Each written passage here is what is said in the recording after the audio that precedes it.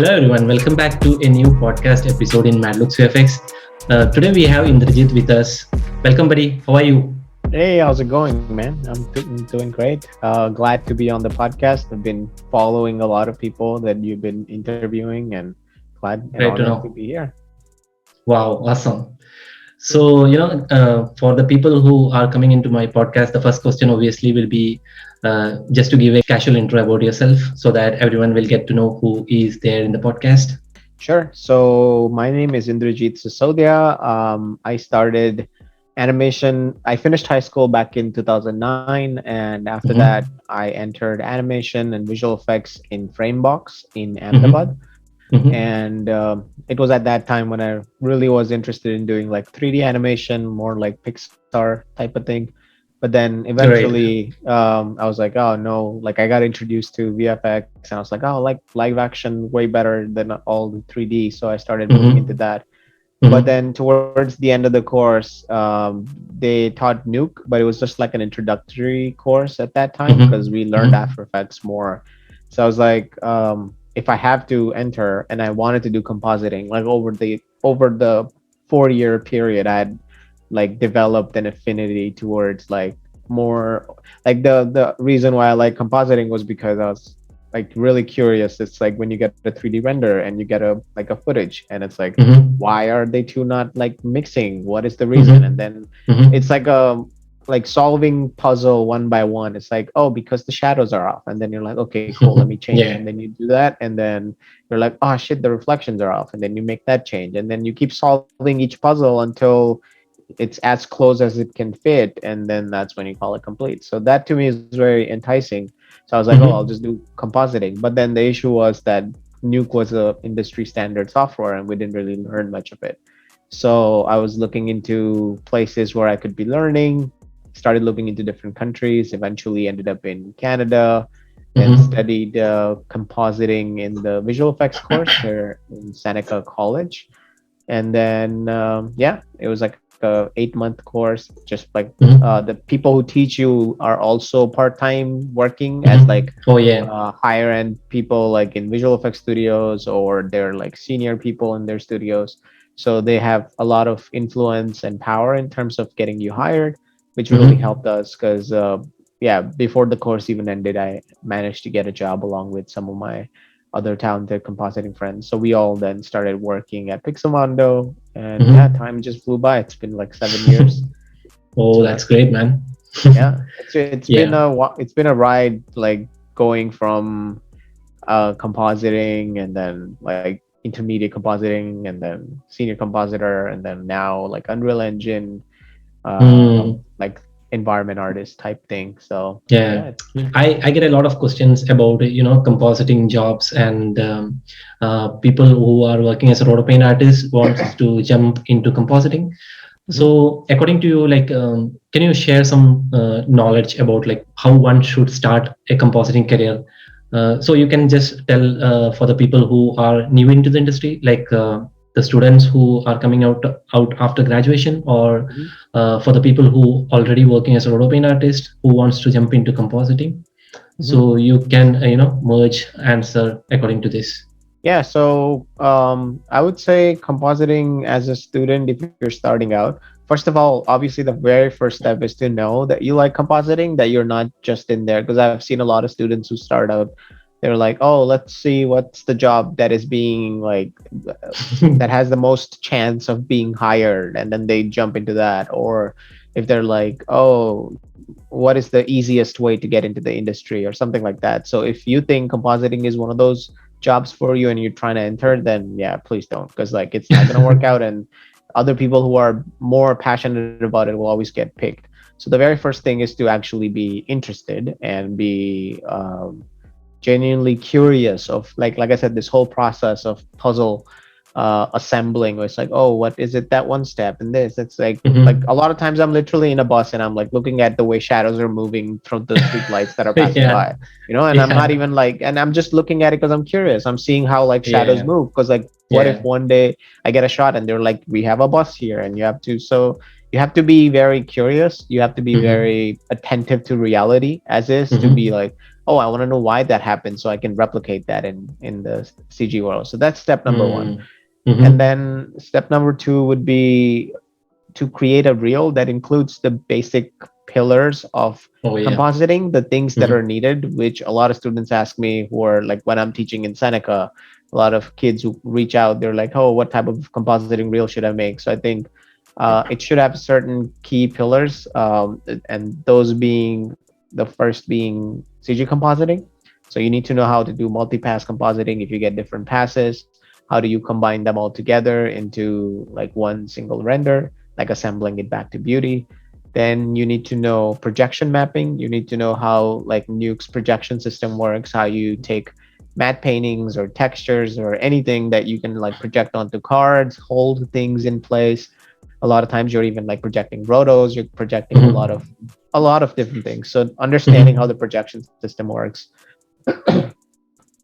And then third would be cleanup. Mm-hmm.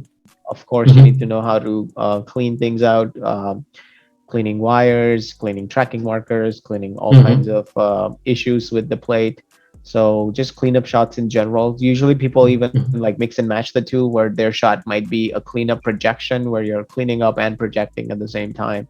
Mm-hmm. And then the fourth one should be to show that you're good at keying slash roto. Oh yeah. So basically, alpha generation should be something that you should focus on. Like you should have shots that include, if you have a keying shot, you should include keying shots that are green screen and blue screen keying, but then Mm-hmm. also Mm-hmm. include a shot of non green screen, blue screen keying, like using Luma based keys or saturation based keys or Mm-hmm. IBK, using IBK to not pull keys on green or blue screens. Like a lot of people Mm-hmm. don't even understand like how powerful IBK is, where you could just use it to pull keys on anything, almost any color Mm-hmm. that you want, not just the ones that Mm-hmm. are in there. So like using tricks like that in order to showcase, hey, I can do keying, but then Mm-hmm. also having a shot that's like a roto based shot where you're showcasing, hey, I could just roto all day if you want to do that. And although it's not as enticing, it is important to learn to do good uh, stabilized roto. So yeah, so I feel like these are the key pillar shots. If you include these shots in your reel, then the person who's hiring, they would see that you have different facets to your resume, so it's Mm-hmm. easier to hire you compared to wondering, oh, he didn't include a shot of cleanup. I don't know if he's good at cleanup. I don't. Versus a guy who made a exactly same reel, but he also included that one missing thing. Oh yeah. So yeah, I would say having a great reel, and Mm-hmm. yeah, if you already come from like a roto paint or cleanup background, then you already got that nailed, which is Mm-hmm. great.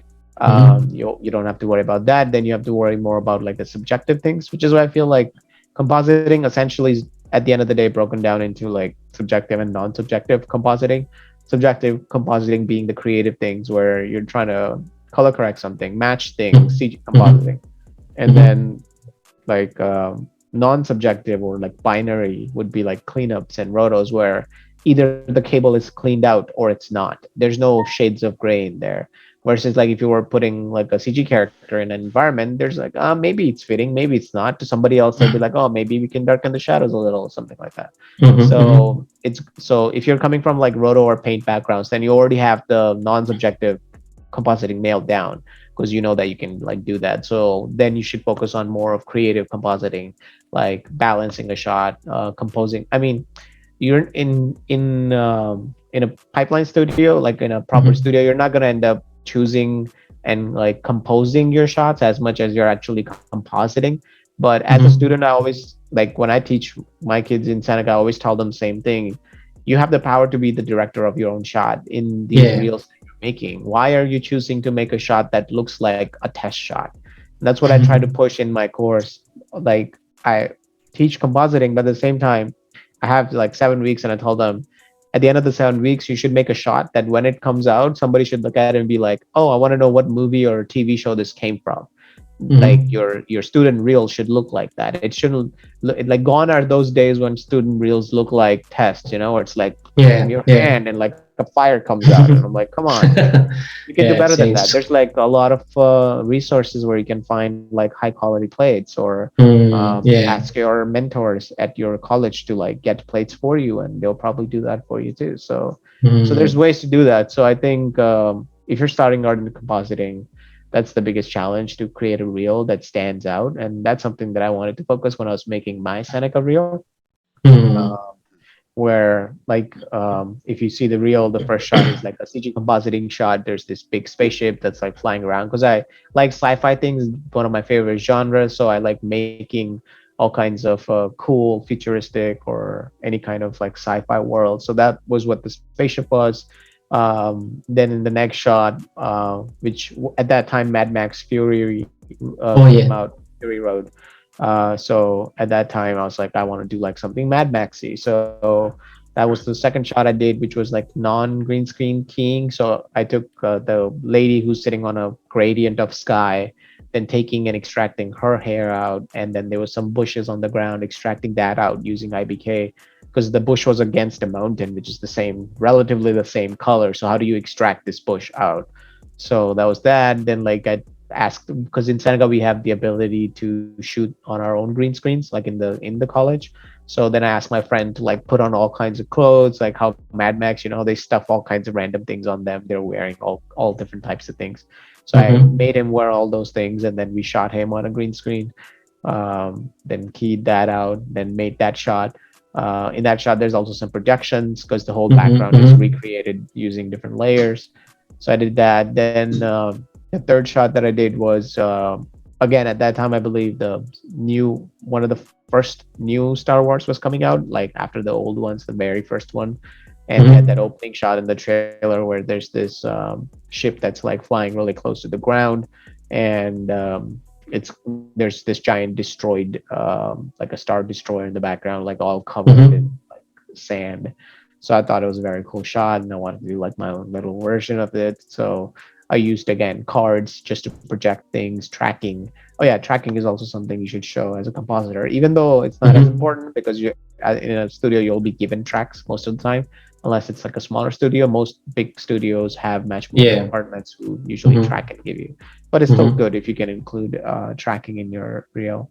So I showed that just projections in that one, and then the last shot was these two. I intentionally wanted to punish myself, where I was like, you know what, I'm gonna find a shot where it is impossible to pull a key, where it was a bunch of Mm. two guys sitting in a bar and they're wearing like a beige colored coat and like dark brown hats, and then they are on a beige wall.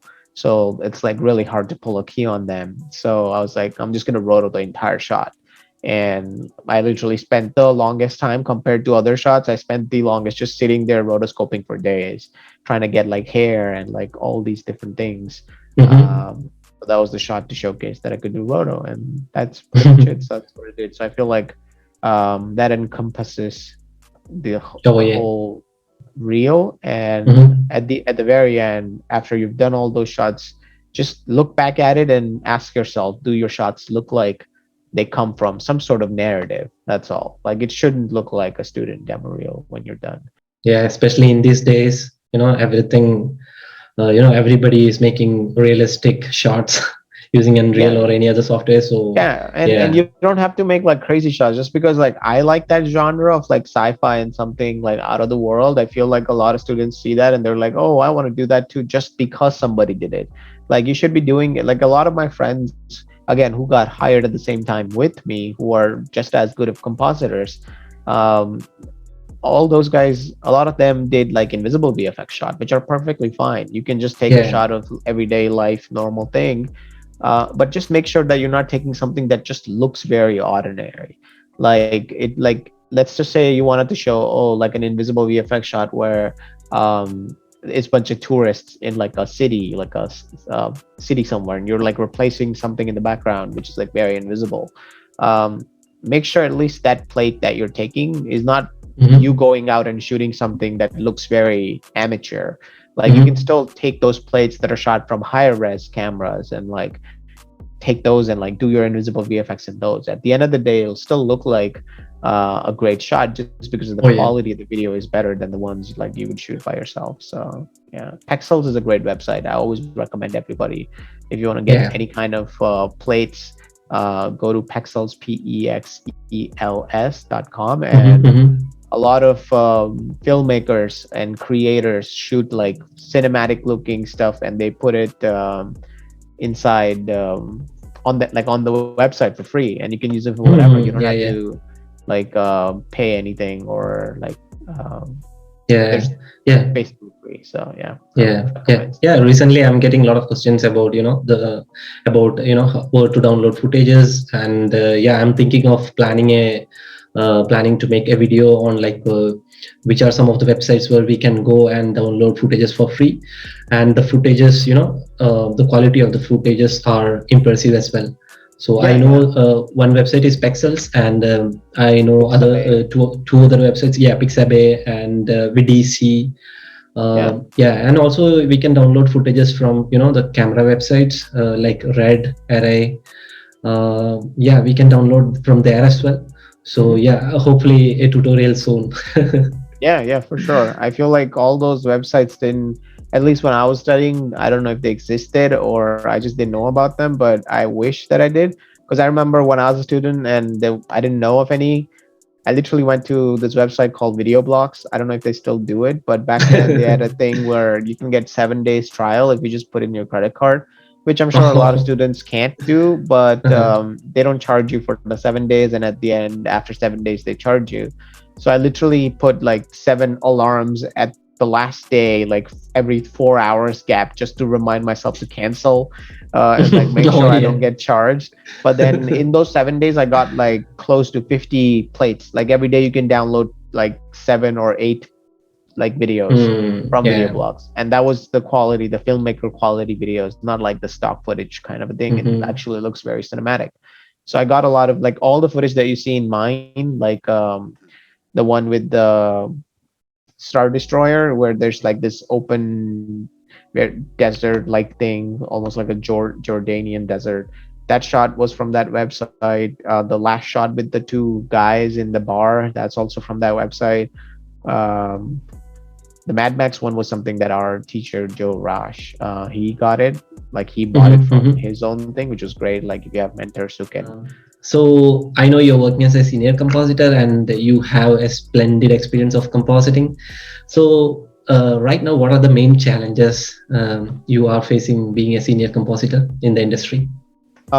So in general, compositing, the older you get in terms of the years and the experience, I feel like the challenges are more to do with the technicality of the shot, or sometimes the pressure of the shot. Like for example, when I was starting out, they would usually give shots for which templates are already made.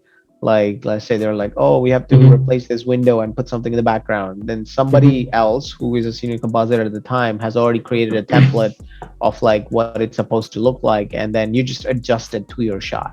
So in the beginning, as a compositor, your challenge is, hey, how do I technically get a good looking key, for example, or how do I, like, the other parts of compositing, not the creative subjective parts, is more to do with, Hmm. oh, how do I get a good key, how do I stay, like, make good rotos, or how do Hmm. I like do good tracking, projection mapping, or all those things. But like the bulk of the work when it comes to subjective things is already done for you.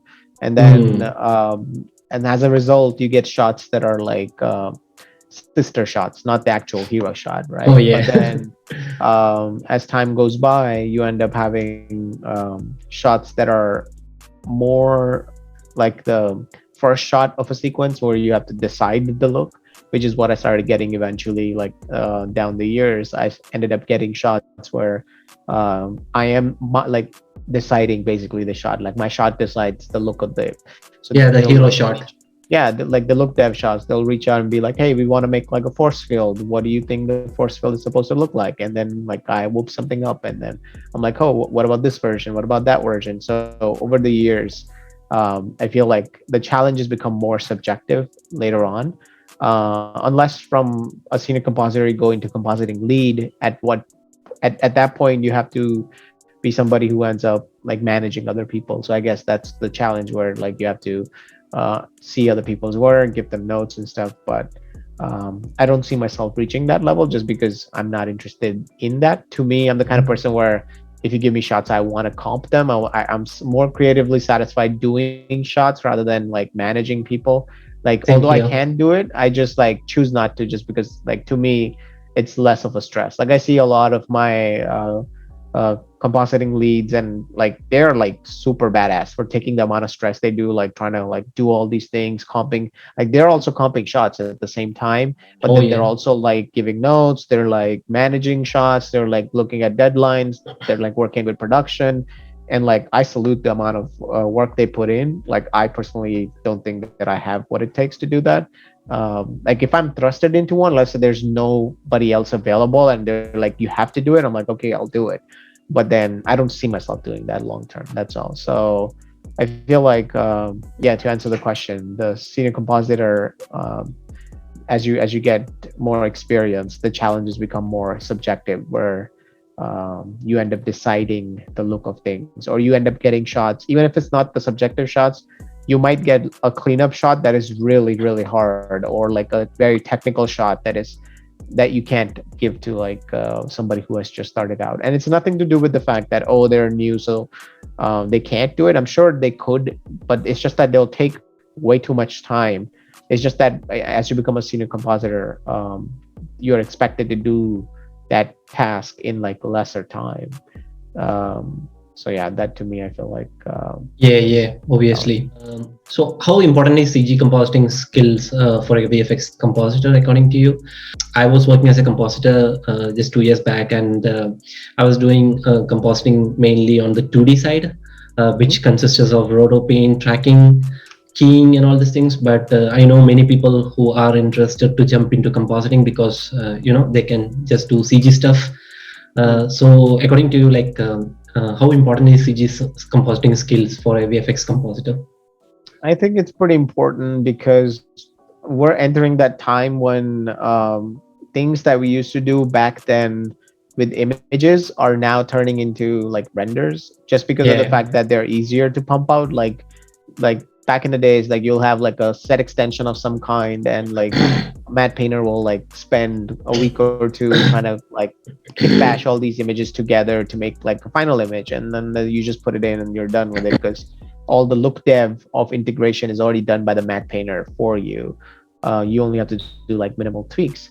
But then, given the age of how fast we're rendering 3D now, there's like a lot of times when they'll be like, "Oh, let's just render a pass out rather than like ask a matte painter to do it." Because at the end of the day, they might have a second shot from another angle that is looking at the same view, but it's at a different perspective. And for like a matte painter, it'll yeah, be like so much harder, because like they might have to now like redo the entire kit bashing from another angle, which will take oh forever. yeah, So if you have a 3D render, you could just do it from this angle, then you quickly like put the camera there and you render from that. So I feel like CG compositing is important. It's, like I said, one of the hmm, pillars of the compositing domain. So if you're making it real, you have to showcase that. I personally enjoy CG compositing just because I in general, I like subjective comps more than technical comps. Like I'm again, I'll like openly admit I'm not as good at it at the same time. Like I've seen a lot of my hmm, friends who are hmm. like when I see them cleaning up, I'm like, how did you clean up this like the cables like wrapping around the person and like crazy? And I'm like, how did you do it? And they have all these crazy like tricks of like offsetting and projecting and Oh like yeah. time. Like there's so many things, and like I see those people, I'm like, wow, you guys are like impressive when I see them do that, because I could never think. I'm not smart enough to like think of all these super creative ways of cleaning things up. So I just choose my battles. So like I know that I'm good at subjective things. I'm good at like Hmm. look deving things. You can give me a challenge, be like, make this Yeah. thing look like that, and then I'll like find out different looks for it or different ways. Like recently we had a character, and then they wanted different looks for that character, so I did like different variations for it. So I feel like that kind of challenge is something good for me. So CG compositing falls into that domain, where now that um, I've paid my dues, so to speak, over the years, and like grinded my way through all the other types of shots. Now I have the ability to be like, hey, can I get like some good CG comps, because it satisfies me. And at the end of the day, Oh yeah. if you're a production person and you're trying to get this big CG shot out, then I'm more than happy to do it, and I'll probably enjoy Hmm. doing it. compared to Hmm. like if you were to give me where there was a lot more like cleanup or something technical involved. So yeah, I personally enjoy it. I think it's a very important part, and anybody who's Hmm. starting out should definitely like look into like rendering at least the most simplest thing. And now you don't even have to like complain if you're a student and you don't have access to anything. Just get Blender, like look up a couple of tutorials. Like you don't have to like composite one of like crazy things. You could just literally take the donut from the donut tutorial, like Oh composite a yeah. donut on an actual plate where it looks like it was there. So like render out different passes and then like bring it all Hmm. together and then comp it all. So Oh yeah. yeah.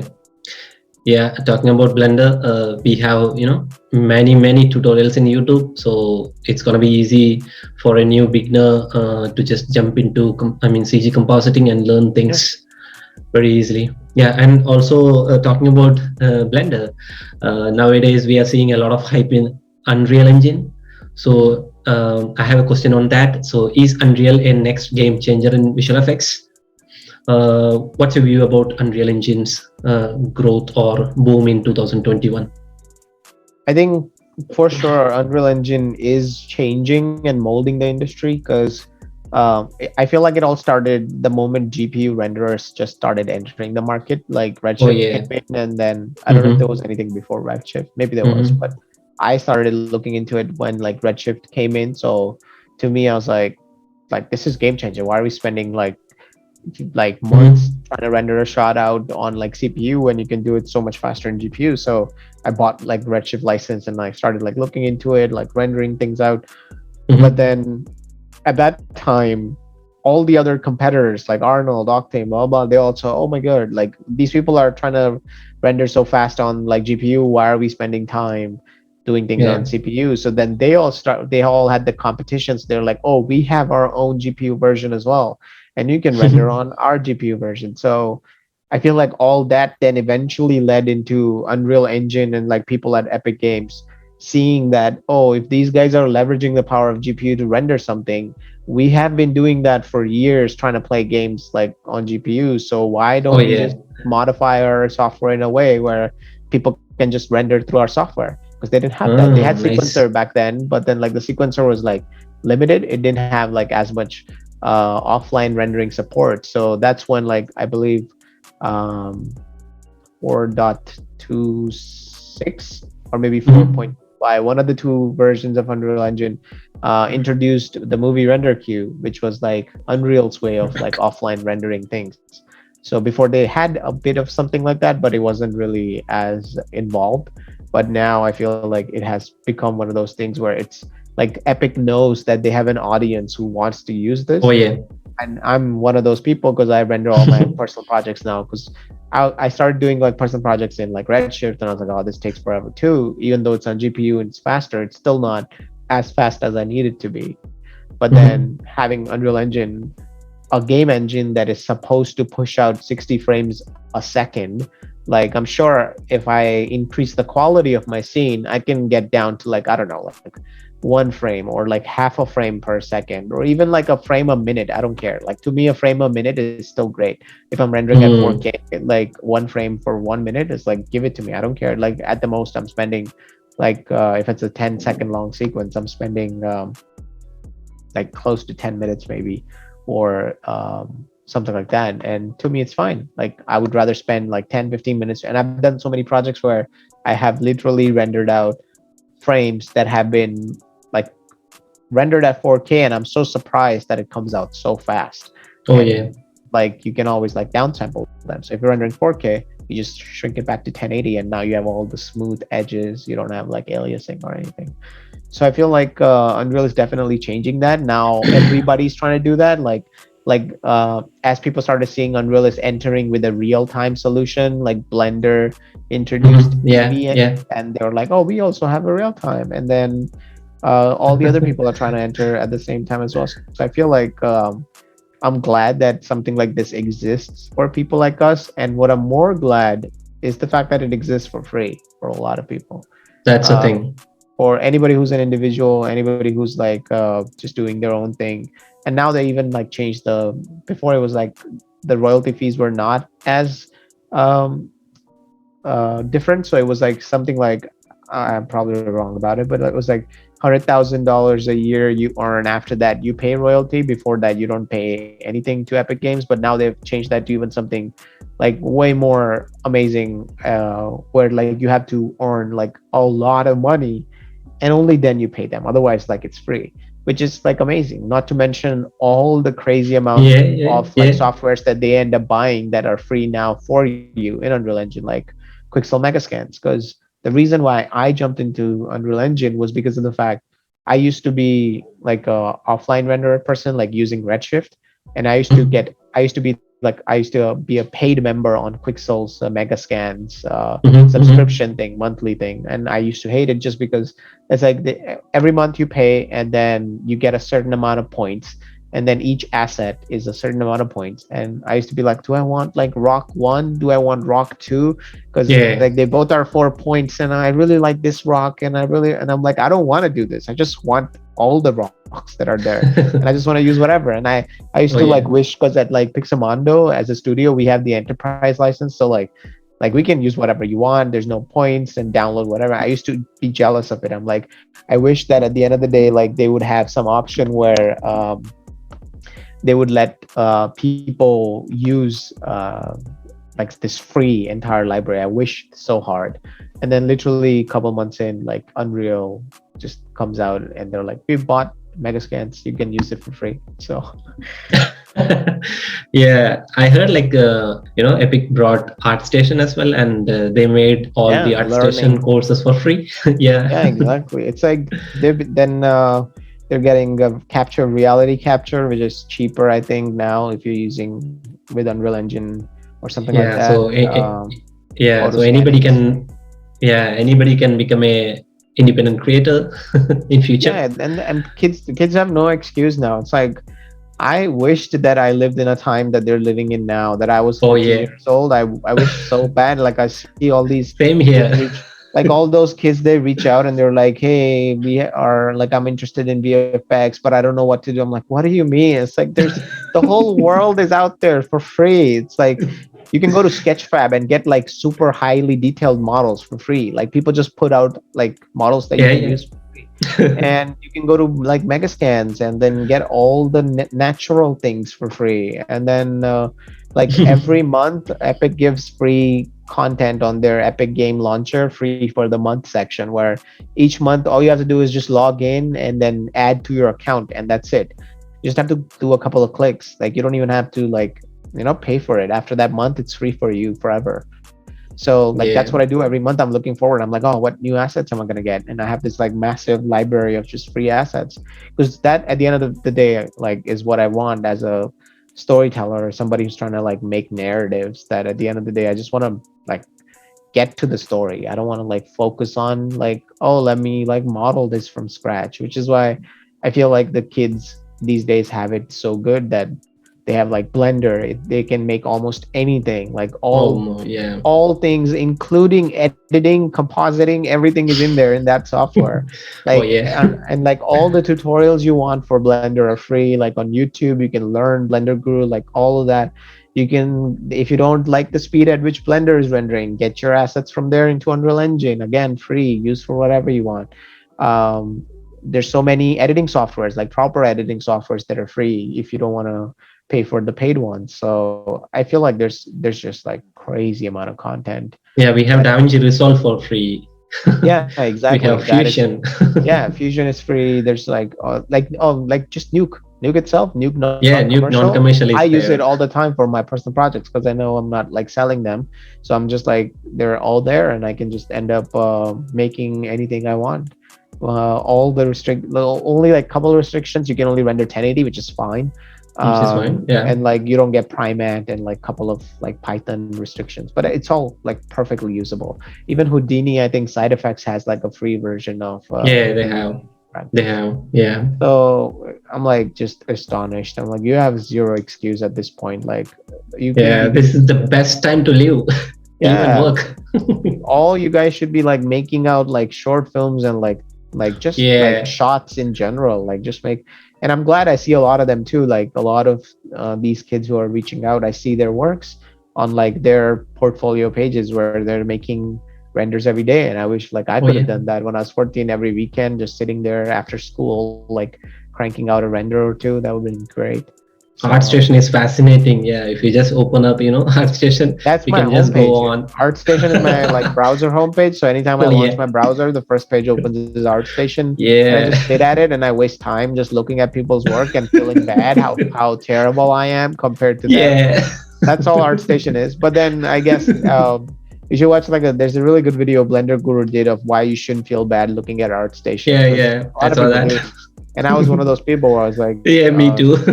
it's like, wow, look at all these people doing cool stuff. But Oh yeah. I think it's inspirational. Like I just look at their works and I just keep Yeah. saving the works that I really like into like a little Pinterest type like collection, and then Oh. I can just whenever I make a project that is like in that theme, I can just go back and like look at it.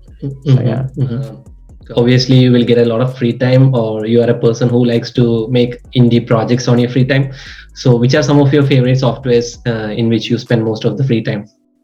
Um, I would say most of the free time is spent in Unreal Engine and Nuke non-commercial most of the Mm-hmm, time. mm-hmm, Sometimes I end up doing things like I'm still trying to learn Blender. I'm trying to um, there's barely any time given how massive Unreal Engine is and like all the little nodes and things that are in there. It takes forever to yeah. learn. So most of the time gets spent learning there. But yeah, I wish I had more time to learn Blender because I would definitely recommend people like using Blender.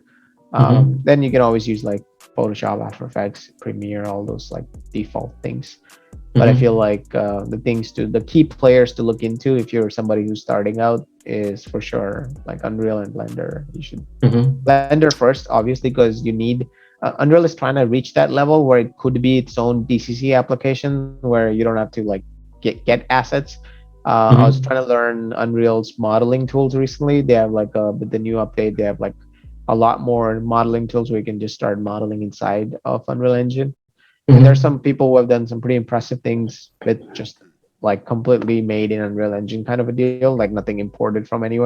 So that mm-hmm, to me, I think they're trying to work on it. I wish and I hope that Epic Games pushes more of that so that mm-hmm. you can have everything inside Unreal. You don't have to like leave just like Blender is, where like you don't have to leave Blender at all. You just have to like you import and start working in Blender, and you can literally edit, composite, render out the final movie as well from Mm-hmm. inside the Blender. So I would say like learn Blender for sure if you have no application knowledge, any 3D application. And Mm-hmm. then if you want to just quickly make things and yeah, you've learned your DCC and now you just want to looking for like quicker ways to render, then learn Unreal. And Mm-hmm. then if you want to Mm-hmm. do like proper compositing, then yeah, start learning Nuke non-commercial because I feel like it's Yeah, a pretty yeah, yeah. Pretty standard software. Yeah, yeah. Is Houdini there in your list for learning? I have friends who do that. Friends who have like start either who are interested in effects, so they learn Houdini that way, or friends who are trying to learn Houdini because they see the cool things. And I'm pretty sure it is interesting if I spend time. It's just that I don't see myself Yeah, that barely we much. have Yeah, time. and yeah, it's just that I don't know. It's not. I mean, yeah, of course. Like the first thing is that I don't have space to put Houdini in. Like Unreal is already occupying that a chunk of it, and then Blender's next in line. So Houdini's like probably Mm-hmm. third, if anything. But Yeah. if even if I didn't, if I had all the time, I still feel like I probably wouldn't. If you are, then great. Like if you're that kind of person, I just think liking and loving Houdini takes a certain kind of person. Like you have to be very much interested in the whole effects, technical aspect, and how to take that technical and turn it into something creative in terms of whatever effect it is that you're trying to push out. So for me, it's not that just because my projects don't really have anything that is heavily effects based. But having said that, my current project, the Batman project that I'm doing, does have some effects shots that need to be addressed. For which I was thinking, but then I'm like, I'm just gonna ask my friends. I have a couple of my friends who are really good at effects, and they're interested. Mm-hmm. So I'm just gonna ask them if they're, because like if they're the masters, then might as well have them do it rather than me trying to learn it and probably like butchering it like crazy. So yeah. Yeah. Do you think Blender is trying to get closer, or is getting closer to Houdini in the terms of simulation, or They're the trying. flexibility of use? I think it's Yeah. faster just because everything is in the same application. So if you're using Blender for effects, I've already seen like great effects coming out of Blender. Oh, yeah. It's just that I feel like, again, I might probably be just guessing here because I've never used, like, we were taught Houdini in the Seneca course that we had, but I never like took it forward. But from what I remember from back then, I feel like Houdini is one of those things where the initial learning curve is a bit steep, but then once you catch a hang of it, it's like Nuke, where you can just like throw nodes around and quickly make everything procedural really fast, not in a Mm-hmm. non-destructive Mm-hmm. way, versus Mm-hmm. like other tools that might be a lot more destructive, where Okay. um, I think Blender is good for somebody who's starting out and they're like, oh, I just want to like have this character, quickly want to do a cloth sim, or quickly want to do like another rigid body sim or something like that, and they can just do it straight up, and Blender can hold it, and it does a great job and gets you there. But then you're like, oh, I want to do like crazy detailed water in the ocean with like, Mm-hmm. like the movie Battleship or something, this massive thing coming out of Oh, water yeah. and waterfalls or Mm-hmm. something. So Mm-hmm. I feel like that might be something that Houdini might be your better Mm-hmm. bet. Mm-hmm. Yeah. So yeah, Yeah. but if you have time and if you're interested, then yeah, for sure, Houdini is a great investment. So, yeah, how was your free time in this pandemic? I feel like I started the whole pandemic back in like March of 2020, when everybody was like, Mm-hmm. "Oh, stay at home." We used to have Mm-hmm. all this extra time that was saved from the traveling, which I actually like now. That like before I just used to, because Toronto's massive in terms of size. So like I used to spend Oh, like an yeah. hour just traveling one way and then an hour back. And I wish that Mm. like it could have been faster, which then happened because of COVID. So I get more free time, and I started learning Unreal as a result of that, because I wanted to just like start. The reason, again, because I was a paid customer, and then like they bought Megascans, and they were like, "Oh, everything is free if you learn Unreal." And then I was like, you know what? I'm just gonna learn Unreal just because of Megascans. They literally pulled me in because of Megascans. I was like, I Mm. just want the whole library, so I'm just gonna learn it. Um, So just to stop you there, for a beginner, can you explain what is Megascan? yeah, so Megascans is like so Quixel is the parent company that makes different tools. One of them is called Megascans, which is not a tool but like a library of photo scanned Mm-hmm. assets. Mm-hmm. And what that means is that they have gone around the world, and they have special machines or cameras with which they capture natural items in a PBR based way. So it's Mm-hmm. like the item is captured, all the items, material properties of how reflective something is, how rough something is, what is the level of bump in it. All of that is captured in a physically based rendering pipeline. Mm-hmm. So that's what Megascans is. So they go around, capture like rocks, plants, trees. Wow. Now Awesome. trees, because they do Megascans trees as well now. But like Mm-hmm. Oh, they yeah. do all they go around the world, capture all kinds of like man-made assets and natural assets, and that takes away from the fact that back in when, I feel old already saying, back in my day, when we started out in 3D, you had to like make everything and like, oh, let's Yeah. model a rock, and then you model a rock and you put a texture on it, and then you try to make it like a real rock. But the issue was that the whole time you do it, it always ends up with your subjective touch to it, which is why realism breaks, just because you think of how reflective a rock is supposed to be, like instead Mm. of like the rock's actual material properties telling you that. Now you are Mm-hmm. deciding, you're like, maybe I set the roughness to like 0.03 and then it will look this way, or maybe I set it to 0.5 or something like that. So you're guessing basically. So megascans or any kind of photo scanning takes away from that, because now that information is embedded into the actual asset, right? Mm. The way they do it is more professional. Mm-hmm. Nowadays, you can get like if you have iPhone or something which is like a lidar based camera, you can just do Mm-hmm. photo Mm-hmm. scanning in your own Oh, house. yeah. You can take your phone and start like scanning everyday items that you Mm. can then use in Yeah. 3D. But the issue with that process, although it's faster, cheaper, more affordable, is that you will only get the base texture, like the albedo, and then you'll get the actual mesh, right? Mm-hmm. You Mm-hmm. won't get any normal map, you won't get any kind of roughness map, or like ambient occlusion map or something like that. You won't get all of those things. Mm-hmm. They have to be guessed and generated, right? Mm-hmm. Yeah. But what they do in like Quixel is that they have these machines which are obviously cameras, but like in a Mm-hmm. special cube kind of a setup where they can put it in, capture it, Mm-hmm. and then I don't know how they do it for like the bigger asset like cliffs and stuff, but Mm-hmm. I'm assuming that the assets that come out of there are already photoreal to begin with. So Mm-hmm. I really love the approach because I don't have to guess things and the assets are just there. I'm personally Mm-hmm. a fan of assets, just Mm-hmm. grabbing them and like putting them together, kit bashing, and like making a story out of it. Mm-hmm. Which is what I recently did in one of the recent short films that I just made that I haven't released yet. But it was just me in Unreal, like grabbing assets from everywhere, Sketchfab and Unreal Marketplace and Megascans and all of these different places, and just kit bashing really fast in order to like create a world. So I was really interested. Coming back to the question, I was like really interested in doing using Megascan's entire library, which then Unreal said that they had, and then I Mm-hmm. ended up learning Unreal Engine, and Mm-hmm. then I feel like it was around that time when I feel like yeah, somewhere around like no, probably March is when the starting was. So like Mm-hmm. Mm-hmm. roughly around August, I think, is when I started getting a good grasp on Real Engine.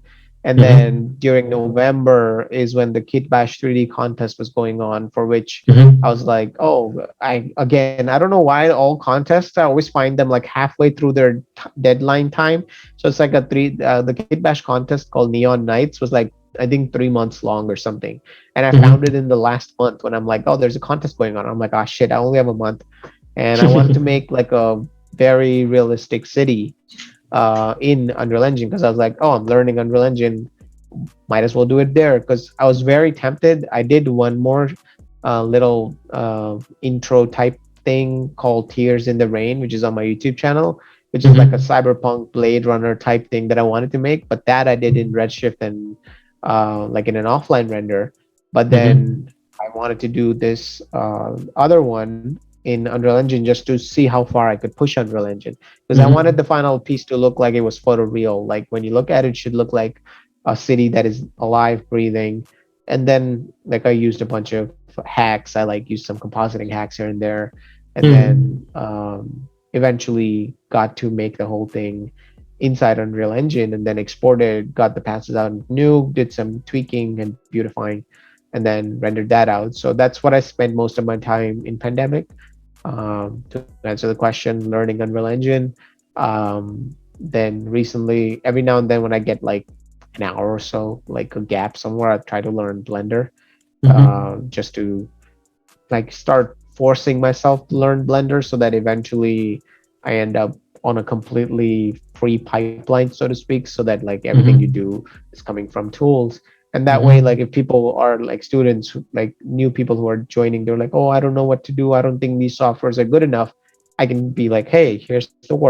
Look at that. If you think that is photoreal, you could do that too in the same software.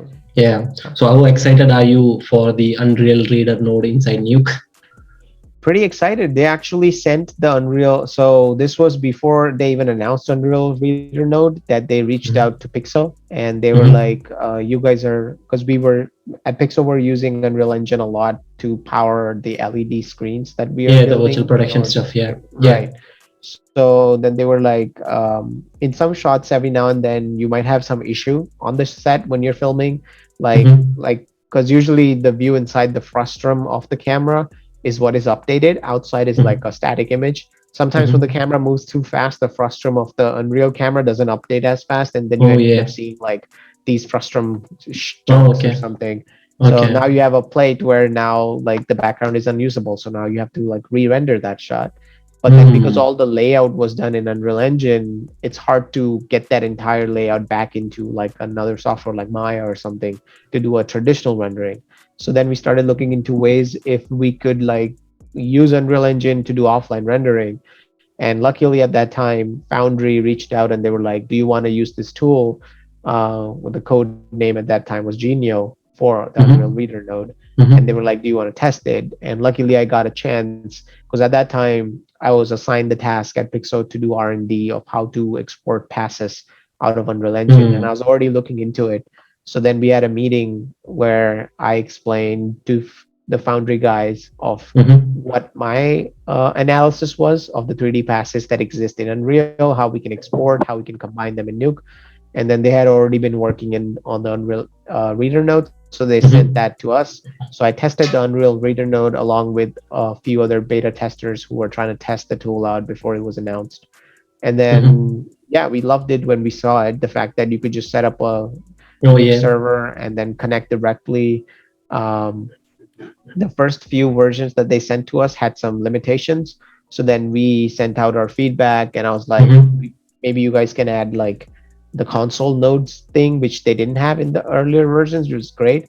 Because in movie render queue in the Unreal Engine, you can enter console commands, which is like Mm-hmm. you want to see your Unreal viewer at a certain resolution or at a certain detail, blah blah, blah, like at a certain sample or something. And then when you're rendering, you want to increase those, right? So that's when the console commands come in, when you can like type in Okay. saying in the viewer show Mm-hmm. me samples of 100, but when you render at a sample of 400 or something. So you can type Mm-hmm. that command. So only when you render that gets kicked out. Mm-hmm. That didn't exist before in the Unreal Reader node, but then later they ported that as well. So now you have the ability inside Unreal Reader node to just type in the console command, and all those changes get carried over from the Unreal scene into Nuke, Mm-hmm. along with the facts like you can have a camera now, which you can't traditionally. This was something I was scratching my head on because the short film that I was working on recently, I'm Mm-hmm. using Nuke non-commercial, which does not have Unreal Reader node. Yeah. I think it does, but it is supporting 4.27 Unreal Engine. And the short Mm-hmm. film I made in Unreal Engine 5 because I wanted to see how far I can push UE5. Mm-hmm. Mm-hmm. So Foundry doesn't have support for the Unreal Reader node for UE5. As a result, Mm. I couldn't use it on my short. But I really Okay. wanted to get cameras from. So I have this whole post-apocalyptic couple of robots in a post-apocalyptic scene, and it's like this overgrown kind of a city. And I wanted to put some billboards, and I had no time, so I just Mm-hmm. rendered and I submitted, and all of that happened. But then once I was done with it, I wanted to now upgrade the short film now that the contest was over. Mm-hmm. Mm-hmm. So I wanted to add like a couple more billboard signs or some elements of like insects or bugs just flying around or whatever, like some sort of more detail. But for that, I already had rendered the world position pass from Unreal Engine, which is great that it allows you to do that because now I can Mm-hmm. use position to points in Nuke and then project out Mm-hmm. the CG points and know where my buildings are in 3D space. But Yeah. then the issue is that I don't have the camera. So like, how do I get a camera? Because every time I exported a camera from Unreal Engine and brought it into Nuke, it ends up like in a different angle, looking somewhere Mm-hmm. else. It's not even facing the right direction. Mm-hmm. So I was like scratching my head for days. But then eventually I figured out there's a bunch of axes that need to be shifted around. Like, you know how like X becomes Y and then Y Oh becomes yeah. like 90-degree minus Y because it's in a different angle. So I had like to Mm-hmm. spend Mm-hmm. just days like trying to like change the axis to make sure at the end like what actually fit in. And at the end I was able to do that. Mm-hmm. And that's something that is instantly fixed by Unreal Reader node because you get Oh a yeah. live camera from Unreal directly in here. You can click a button and then turn that live camera into a Nuke camera, and now you can Mm. just do whatever you want to. But because, like I said, I don't have access to UE5, I can't do that. Mm-hmm. Um, Exciting. so yeah, I feel like Unreal Reader node is pretty impressive. I'm glad that Mm-hmm. they're allowing that so that artists can now just open up scenes and just start tweaking things. If you want to get mats of certain thing, you don't have to ask a 3D artist to be like, can I send me the mat of that rock? I don't want that rock in the scene or whatever. Like you can just go into Mm-hmm. the UE scene, turn that rock off, and then you have the mat ready to go. So yeah. Yeah, so right now we are just living, in a era of automation and machine learning and all these things. So, according to you, like how important is learning Python for a senior compositor or for compositing especially? Python, I think, is very important just because when I was starting out, I was trying to. So we had a Python class in Seneca, for which I thank my tutor Engin because he made it so interesting. Like he used to really make it engaging, and like he really used to push us to learn Python because it's literally used in most softwares, in Houdini, in Nuke, in Yeah. Maya. You can go anywhere, and Python is used for that. So I'm glad that I learned it. Having said that, I already had some knowledge of C++ back in high school. We used to have a IT class where they used to teach us C++, and I used to make like little mini games, like the text-based games, where it's Mm-hmm. like it's like a probability-based games back in the days where Mm-hmm. it's like you're in a forest and you see a bear. Now the bear is Mm-hmm. gonna attack you, and there's like a probability of like 60% that the bear will hit you. So it like runs Mm-hmm. through a loop of like 60% probability, and then it's like the bear has hit you, your health has dropped by 5 points. What do you do? Mm-hmm. Run, fight, blah blah, and then you like click a button. Mm-hmm. So we used to do things like that. So I already had some knowledge of programming back then, which is why I liked Python. And then Python is way more simpler than like C++ or all of those languages. But Mm-hmm. then once I finished like learning and I started working at Pixel, like the power of Python just came out like crazy just because I would run into issues where I'll be like, why am I doing the same task over and over like 5 times? Like, Mm. for Yeah. example, Yeah. um, in IBK, not even that's even much more later. Like the most simple thing was value changing. So, for example, you have 7 nodes, like grade nodes or something, and they all have zero point 0.5 as a value, and you want to set them all to zero point 0.7 in their like black point slider or like a white point slider or whatever. And now you want to Mm-hmm. change them all, but then you have to go in each and do it. So like I used to be one of those people. I'm like, oh, why am I doing this? It takes forever. So I just would write my own little code, and like I made a little tiny gizmo said like value changer, where all you have to do Mm. is enter the Yeah. name of the label. So if it's called black Mm-hmm. point, you type the name black point, and then you set the value that you want to set, select all the nodes, and then hit one button and it'll set it to all. So it's Nice. automation. Or like that's how I started as like the simplest tools, eventually leading to like more and more complex tools. Like I created a version of like additive keyer that exists already inside of an IBK keyer node. If you open it up, there's an option where you can pull a key by matching the luminance and chrominance from the Mm-hmm. foreground to Mm-hmm. the background, but not Mm-hmm. actually pull a key. Just do the matching of luminance and chrominance. So there's only a checkbox right at the end of IBK Gizmo where you can just check match background luma, match background Mm-hmm. chroma. But then I turned that into like a tool with sliders so that now you can manually match certain areas. Because like the thing with additive keying is that when you're keying, your key is usually broken down into a core key, which is like a very harsh Mm-hmm. key that is supposed to Mm-hmm. fill in the inside of your object. Then you have the edge Mm-hmm. key, which is supposed to have the details, like little like like very furry like sweater detail, like little fuzz hair at the edge of the thing. That would be your Mm-hmm. edge key. But then even then, one step after that is details that are so small that they're like hair strands that are like at a value of half of the hair color and half of the blue screen that's behind them. Like it's impossible to like extract that at all. Mm-hmm. So you Mm-hmm. additive keying to do that. So using that tool enabled me to like additive key the background and get those hair details. Anyways, but the point is, I made tools like that, and even now, like while I'm comping every now and then, I would just recently I was working on one of the shots, the renders from Unreal Engine was flickering, and it would flicker Mm-hmm. every 3 frames, like repeatedly. Like for some Mm-hmm. reason, like every 3 frames, this building was like jittering.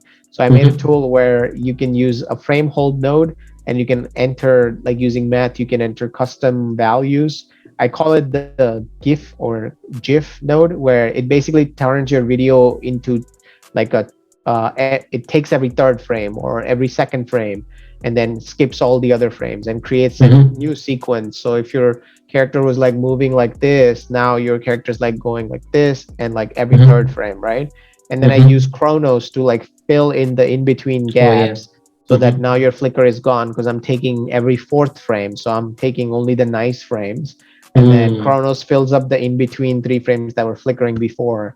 And that way, Mm-hmm. like I end up creating this tool, which was like I don't have to go in and manually, like, frame hold and Yeah, then Chronos and then frame hold again and then like that's it's like hard. full automation. So there's different ways of like utilizing Python Mm. for like anything. So I would personally recommend, if you're a compositor, you're trying to make your reels, especially if you Mm-hmm. have some Python knowledge, showcase that in the Mm-hmm. reel, like showcase Mm-hmm. that you have made tools, showcase that Mm-hmm. you're building things using Python, because that's very Mm-hmm. impressive to know that Mm-hmm. you're not just somebody who will take other people's tools, you're also somebody who can create tools and like use Python that way. So I think it's very important for anybody who starts out. You should start making mini tools. That's why I say, like, just make small things in the beginning. Like, how do I change Mm-hmm. values of like same labels at the same time?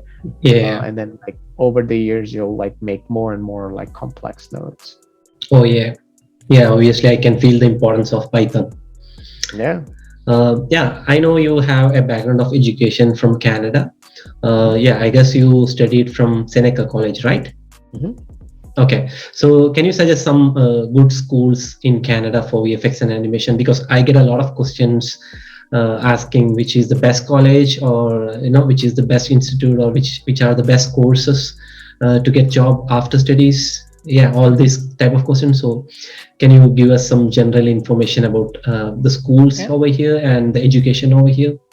Yeah, so I would, I just like you, I get a lot of questions, and I'm always like, I wish there was like a compact way for me to just point people to. So now I'm glad that this exists, so I can just be like, just go watch this, and you'll get the Oh yeah, answers. Because sure. to me, I feel like I was those one of those kids who was like reaching out to people when I was trying to find. I was like, oh, I don't know what college or what rules apply and what's the visa and all that. So Mm-hmm, mm-hmm, I would say, for anybody who's starting out, there's obviously two ways of entering. One is either you come as a student or mm-hmm, you come as a work permit. Now, mm-hmm, obviously, coming directly as a work permit is hard because it's the studios have to sponsor you.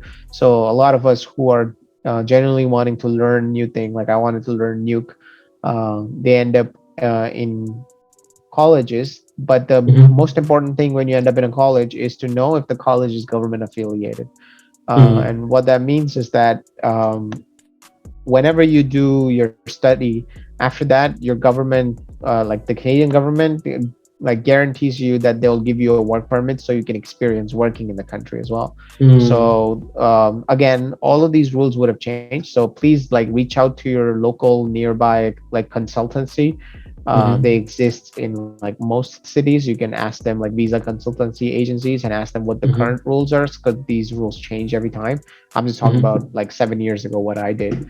So mm-hmm, what I did was I asked them, and they told me about this rule. Again, I didn't know that. They told me that if you study for 1 year, you get 1 year of work permit. If you study for 2 years, you get 3 years of 2 to 3 years of work permit. And mm-hmm. then at that point, you have to decide which colleges are off. Like, first of all, you have to decide, are you doing 1 year study and then working, or are you doing more than one? And that purely depends on your financial background. If you're able to afford more than one course, so let's say you did one year course, then you did a second 1 year course, now your total study duration is 2 years, and then the government will give you 3 years of work permit. But they'll only do any of this if the college itself is government affiliated. So it's like, if it's like a university or a college. So usually any kind of private institutes don't end up making this list, and as a result, I've heard many stories which are sad, where like students pay like lakhs and lakhs, like thousands of dollars, and then they end up like losing it, because the moment they finish studying, they have to go back, because the government's like, we don't recognize the institute you studied in, sorry, go back. Oh So yeah. that's pretty much it, and that's the end for them. But I Mm-hmm, feel like that's why if you focus into a college, like for example Seneca College, where I did the course, because it's government mm-hmm, affiliated, you're guaranteed that you will get a work permit. Like, you won't get mm-hmm. rejected, unless if there's Yeah. some crazy reason that they rejected with. But like most Mm-hmm, people get it, like 99% mm-hmm, people get it. mm-hmm, So yeah, so that was the reason why first thing you would pick is a government affiliated one, and then mm-hmm, second, as I said, would also be the year duration. So you need to know how long of a course that you can afford to pay. My family could only do one, so I was like, it's okay, I'll just pick one. Now, the issue Mm-hmm. with 1 year courses that the moment your study ends, you Mm-hmm. have to get a job within you have a 3 month period where you're looking for jobs and you're applying for your work permit, and the Mm-hmm. day your work permit gets issued is the day after which 1 year you get a total time span of 1 year, and then you have to leave the country after that. Like you get 1 year of working experience. Oh So yeah. you have to secure a job immediately.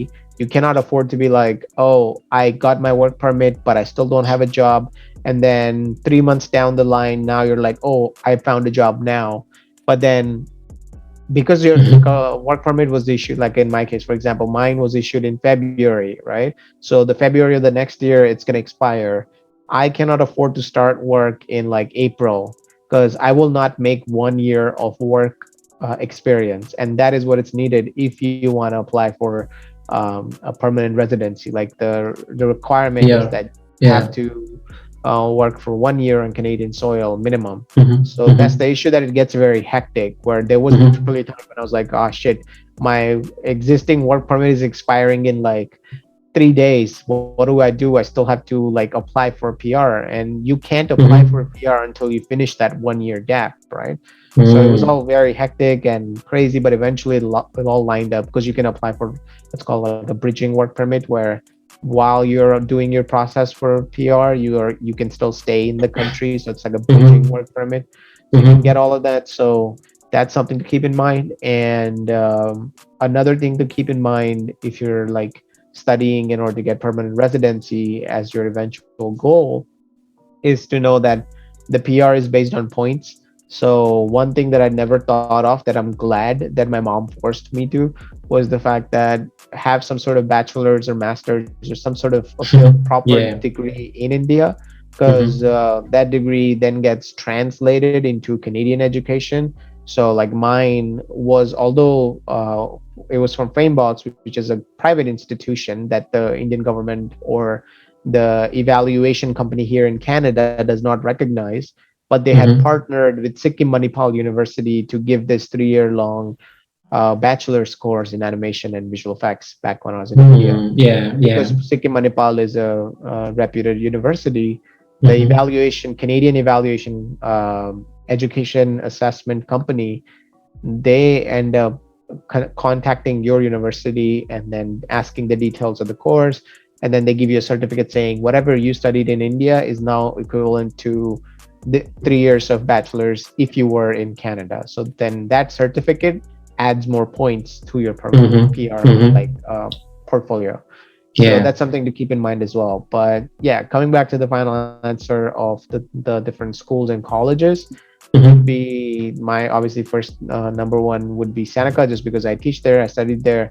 I'm a fan of the people who work there. The mentors are amazing. Mm-hmm. The people that you're going to be studying with, it's a great environment that I like. The facilities that Seneca provides. It's just that it's a 1 year course, so that's the only reason it gets a bit hard to recommend. Other like the education part is amazing. Mm-hmm. It's just that you have to decide if you can handle that tight, narrow thing, because it's doable. A lot of us did it, and it's possible. Mm-hmm. Mm-hmm. And so that's that. But if you think that you want to do more than that, I believe Centennial College in Toronto also provides a visual effects course that is 2 years long. So then you end Mm-hmm. up getting a 3 year work permit. And again, I could have Mm-hmm. all these could have changed. So like, please Yeah. honestly like look up the details. But Yeah. those that course, a couple of people I know who teach there. So I've heard that that course is pretty good, and that's pretty much it, to be honest. I've Mm-hmm. heard that George Brown also has some course, but I have never looked into it, so I'm not sure about that. Yeah. But they also do it. They have like I believe gaming and visual effects course or animation course, so they do Yeah. it. Mm-hmm. And then there's like other colleges, but I don't know. I wouldn't recommend them just because I've heard stories that are not so Mm-hmm. great from other places. So yeah, those would be my pick if you're coming to Toronto. Because then there's Yeah. other schools in like Vancouver that you can look into that have a lot of animation courses. But again, there's also a lot of private institutes in Vancouver. Mm-hmm. So Mm-hmm. just be careful whenever you pick. Make sure they're government affiliated. Um, Yeah. and the last thing you should do is reach out to all the alumni. And I can't like stress this hard enough, because like when I was doing it, I Mm-hmm. literally emailed to like 50 people with the same thing, and I'm like, can you please tell me, I want to know if Seneca's good, I want to know, like, I was one of those people where I was going out like asking all these questions. So it's totally understandable that like kids reach out now, and that's why I try to help them, because I see myself in them asking me Oh these yeah, questions. So yeah, yeah. reach out to people who have already passed from them, from those Mm-hmm. colleges. And if you're wondering Mm-hmm. how you can find these people, you can obviously like Google search the name of the college, search alumni, or you can search real VFX real or something, because a lot of times people write it in the description that like Mm-hmm. Seneca Mm-hmm. 2020 graduation reel or something like that. And Yeah. then at the end of the reel, you can find their email, and then you Mm-hmm. have to be smart trying to figure out how to like reach out to the people, because we live in times when everybody's so interconnected. So Oh I yeah. think it's horrible. Yeah. Of course, they can find people in LinkedIn as well. Exactly. Yeah, and yeah, that's a lot of information, and I'm damn sure it's going to be super helpful to many of them. Hmm. Also, obviously, the information shared by Indrajit is not any kind of recommendation. Yeah. This is just like his experience. So Yeah. do your research, and yeah, always make sure you are on the right path. I have some questions from my fellow compositors Mhm. who told me to ask you how important is a degree for visual effects job? I personally, I would say it's not important to get a job if you're, let's say, in India. But the only reason now that looking back, like I said, I'm glad my mom forced me to get the degree was Mm-hmm. because of things like this that you don't expect would happen years down the line. That it's like, Mm-hmm. oh, you get an extra 20 points in your PR if you have a bachelor's, and now you're too late and you can't really, like, you lose like this big opportunity to like get settled in a different place that you want to. So for that reason, I would say it's important to have. But if you're just Mm-hmm. somebody who's just like doing it for the validation and you don't really need it, if you're just like, let's say you're great, you're happy, you're doing in India, and you're just like being forced by your parents or something, Mm-hmm. I would say from the studios that I've seen, nobody really cares about degrees. All they care about is the work. So if you're like, it's one of those fields where your reel speaks for you. So you don't get a chance to talk, your Oh reel yeah. talks first. And then you get a Mm-hmm. chance to explain what your reel had and how you did it and what you did. So that's what's more important. What the whole degree aspect is just mostly because it's good to have some sort of like a formal education stamp, so to speak, just so that like later down the line, if it's needed for something very important, you Yeah. don't regret that you could have done it. So if you have the opportunity, and more often than not, if you're still learning animation, it doesn't really matter. You're still going to be like, I was in Framebox 4 years anyways. Mm-hmm. So if at the end I'm getting a diploma, whereas I could have gotten a degree in 3 years, then yeah, why not? Might as well. If it doesn't hurt, then yeah, go for it. But don't like be one of those people where like you're doing a bachelor's in another field completely different just so that you can justify that you have a degree. Then in that case, if you're feeling miserable and you don't want to do it, then yeah, don't. Like your work will speak for you at the end of the day. You don't have to have a degree to do Yeah. it. Yeah. Um, One more question. So, which project you took part in was the most satisfying and why? At work, the most satisfying project. In the past as well. A few moments later. That's a good question. I would say the very first is always the most memorable, just because when I entered the visual effects scene here through Pixamondo, I've always been a sci-fi fan, and I got the chance to comp one of the shots because I was expecting, oh, they're gonna like probably gonna give me like crazy amount of roto and paint and all that, because I was prepared for Mm-hmm. that, because Mm-hmm. that's how you pay your dues in the industry, I guess. But they gave me the opportunity to comp a shot for the Fallout 4 live action trailer. So we did the VFX for like Fallout 4, the video game, had a live action trailer, and because it's a commercial, there's only like 10 shots in there, 10, or because a 30-second, 60-second commercial. But then I was lucky enough that they trusted me with one of the shots, and they were like, you want to comp one of these shots? Because I told them I'm a fan of the game and I love like post-apocalyptic stuff. Like sci-fi has always been one of my biggest things. And yeah, shout out to Mahmood, who's like the VFX supervisor, and he's always trusted me with these kind of shots that I put in the hours, and I hope it made it look good. So that's one of the projects that I would say that I really liked looking up to. The other one would be the one recently that came out, which is Halo. I've always been Yeah. a fan of the game. Remember like playing the first Halo and just getting goosebumps at like how beautiful this whole world was, and then now getting the chance to actually comp um, like shots from that universe in like this highly realistic fashion. So yeah, I would say Mm-hmm. those two would be my personal favorites in terms of work. And Mm-hmm. then for personal projects, I would say my most satisfying work would be Neon Sins, obviously, which is the short film that I did last year for the Kid Bash contest. It has not only like at that time I wanted to just make like a city that looked really good and realistic, and that was my goal. But then now I ended up getting so much more opportunities from it that Mm-hmm. has this positive impact on you where if it's almost like your baby that like pays you back in some sort of way when you make Yeah. something. So Yeah. to me, Obviously. yeah, to me it's Neon Synths, but I'm hoping that the next Batman project that I'm doing, where I'm like recreating the 90s animated cartoon show, the Batman animated show that, Wow. so I'm trying to recreate the intro for that show, but in like live Mm-hmm. action type CGI, like highly realistic CGI, photoreal CGI. So Mm-hmm. that's the goal to recreate. It's like a minute long intro, but like to create a minute long of like photoreal CG, like the amount of assets you have to just create. Even though I'm like kid bashing a lot of the things, I still have to like get the characters done, and like the city, I have to still like make the entire Gotham City because I'm trying to imagine it from like this retro futuristic perspective where you're going to see like the old school 1940s like art deco buildings mixed in with Mm-hmm. like the cyberpunk, like so it's like a mix of the two worlds, and then having Mm. Batman in his like new suit type of thing. So yeah, I'm pretty excited about that. It just takes forever because I have like all these other things that I also have to do, and I'm like I don't put a deadline on it, which is why it always sucks that I keep like Oh pushing it and yeah. procrastinating it. Yeah. Yeah. I'm excited to see that output. It's Yeah. pretty soon. Yeah. Yeah. So I have one more question for you. Mhm. So what motivates you to work in visual effects?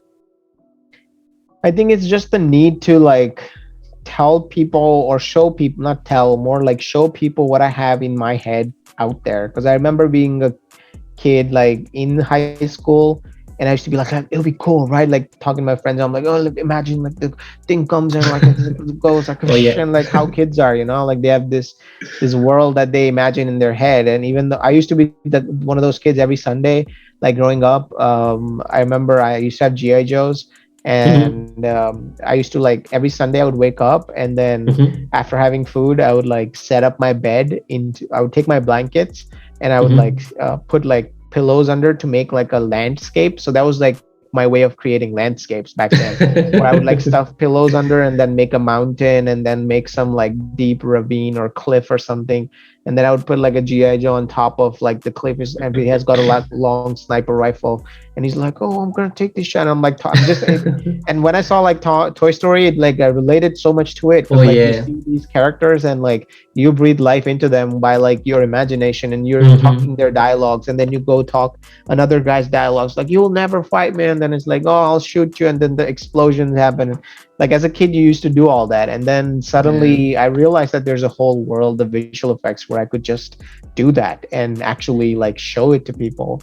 So that to me is like the biggest driving factor is like visuals, and lately Mm-hmm. like more and more storytelling along with the visuals, so that Mm-hmm. like I want to showcase these worlds that I have in my head, that like I can turn into these visions that look photoreal. And nowadays, like I said, nobody has an excuse to not do it. It's like, what do you think like the people who make ILM work, or like all these like super badass movies and Avengers and all that, like if you sat down tomorrow, it'll take you 6 months, but you can make like a hero shot Yeah. from Avengers tomorrow if you wanted to.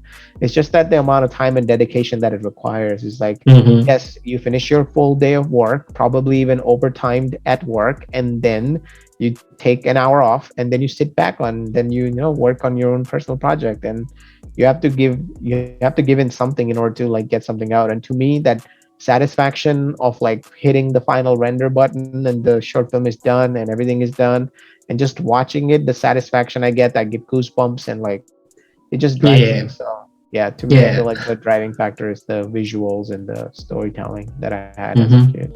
Yeah, we are almost near by the end of the interview or the podcast.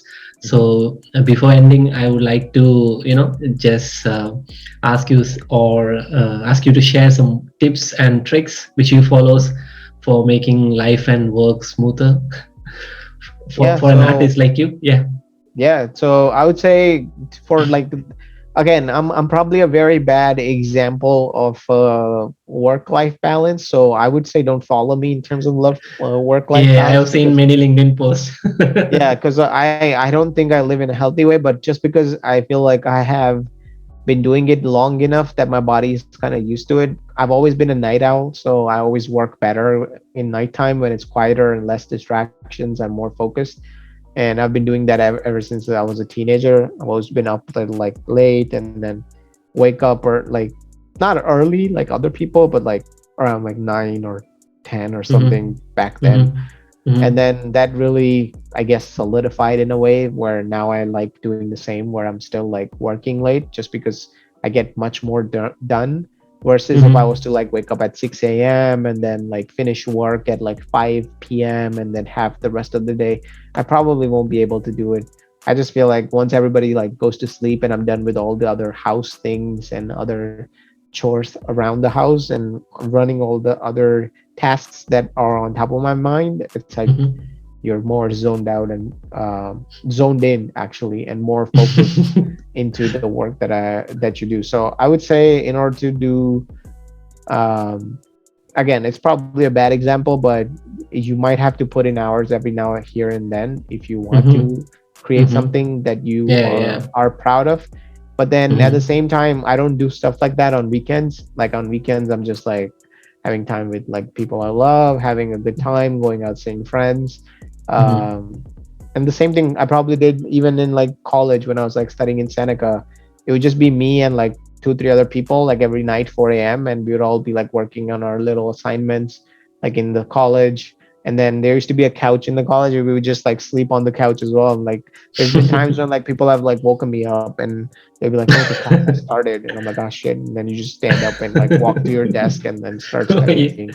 So there's been times like that. But then on weekends, then I have fun. So it is good to balance. Don't like burn yourself out like Mm-hmm. crazy. Mm-hmm. I Mm-hmm. try not to do like a lot of crazy personal work whenever I'm already overtiming at Pixel, or at like having very heavy Mm-hmm. work at Pixel. Then I end up doing less of my personal projects and just relaxing more.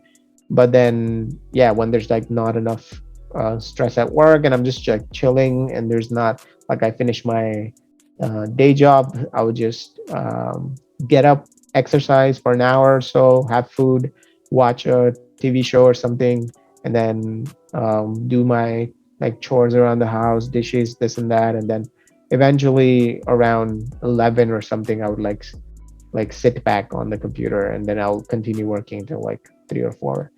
But then again, like I said, don't follow. If you're Mm-hmm. somebody who can do it in the daytime, then just do it in daytime. Like it doesn't matter. Mm-hmm. As long as you're Mm-hmm. putting in the hours, then yeah, your work will show. Like you won't have to do the talking. Your work will do the talk for you. So if you're somebody who's starting out, like try to be disciplined in terms of, oh, I have to do this because it's required. Because I Mm, understand yeah. when you don't have deadlines, it gets harder to do personal projects, which is why if you're somebody who's starting out, there's so many contests that happen all the time. There's so many challenges that happen Mm-hmm. around the year. So Mm-hmm. participate in those, because then you're focused and you're more forced to do something within a given deadline.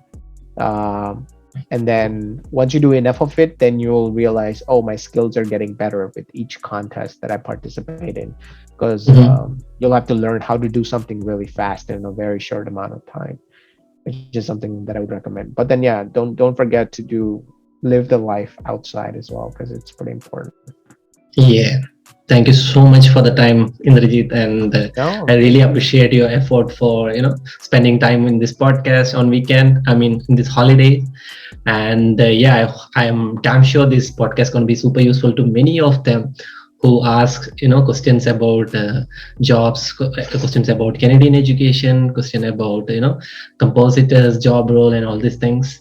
And yeah, I appreciate your time for that. No, man, thank you for inviting me. I'm glad to be here and hopefully reach out to all the people, because at the end of the day, it's like I wish that there were people who would give out like knowledge back when we were starting out. And then I'm glad that you have this platform that enables all these people to like reach out and like not only learn like all the tutorials that you put out, all the little tips and tricks that you put out in Nuke. Making Nuke less scary is what I guess Mhm. something good that you're doing. Mhm. But at the same time, also like educating kids in terms of education and how to focus on their future, and in terms of like long term like goals that they might have in life. Mhm. So yeah, all I'll say is that keep doing what you're doing. I'm glad that there's a platform like that that's out there, and I hope that all the audience, all the people listening in, end up creating some awesome content that I'd love to see. Thank you so much. Thank you so much, and it was really fun. And Yeah, thanks for the feedback as well. sounds good. Thank you. See you, man. Take Take care. care. Bye bye.